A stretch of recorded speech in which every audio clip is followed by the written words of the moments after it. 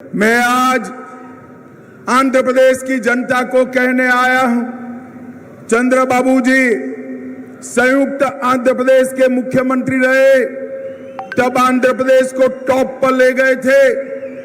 आंध्र के विभाजन के बाद भी यहां फाउंडेशन डाला, मगर जगन बाबू ने डेवलपमेंट की गाड़ी को पटरी पर से उतार दिया है। చంద్రబాబు నాయుడు గారు ఉమ్మడి ముఖ్యమంత్రిగా ఉన్నప్పుడు అభివృద్ధికి చిరునామాగా ఆంధ్రప్రదేశ్లో నిలిపారు.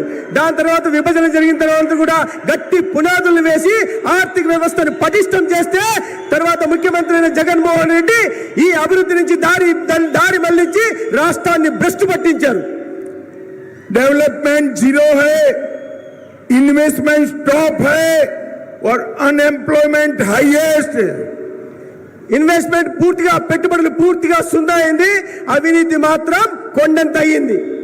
और आंध्र प्रदेश पर 13,50,000 करोड़ का कर्ज डालने का काम एक जगन बाबू की सरकार ने किया है। ఆంధ్రప్రదేశ్ ప్రజల మీద 13,50,000 కోట్ల అప్పు తీసుకొచ్చి మన తల మీద భారం మోపే పని ఇవాళ జగన్మోహన్ రెడ్డి చేశారు. इंफ्रास्ट्रक्चर के प्रोजेक्ट रुके हुए हैं और लैंड माफिया की इंडस्ट्री फुल फ्लेज चल रही है। ఒకవైపు మౌలిక సదుపాయాలు పూర్తిగా గాలికి వదిలేశారు, కానీ భూమాఫియాలు మాత్రం పేట్రేగిపోతున్నాయి. भाई और बहनों, ये वादा खिलाफ है कि जगन सरकार है, वादा खिलाफी। ఆయన మాట ఇచ్చున్నాడు, జగన్మోహన్ రెడ్డి మాట ఇచ్చున్నాడు. उन्होंने कहा था शराब पर प्रतिबंध लगाएंगे, मैं पूछने आया हूं लगाया क्या?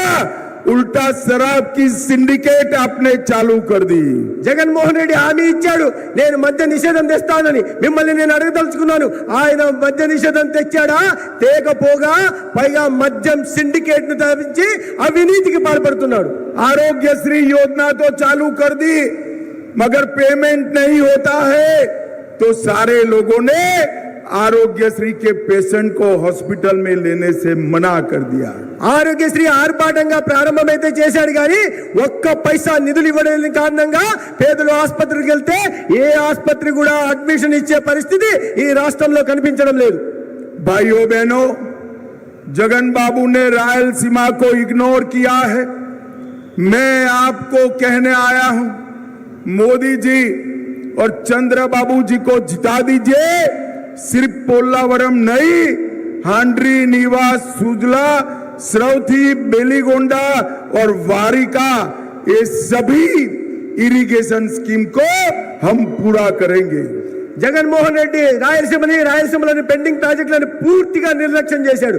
ఒక అవకాశం ఏంటి, కేంద్రంలో నరేంద్ర మోడీ గారి ప్రభుత్వం, రాష్ట్రంలో చంద్రబాబు నాయుడు గారి ప్రభుత్వం వచ్చిన తర్వాత ప్రతి పెండింగ్ ప్రాజెక్టు పూర్తి చేయడమే కాకుండా అందరి నివాస సుజల స్రవంతిని కూడా పూర్తి చేసి ఈ ప్రాంతానికి సస్యశ్యామలం చేస్తాం.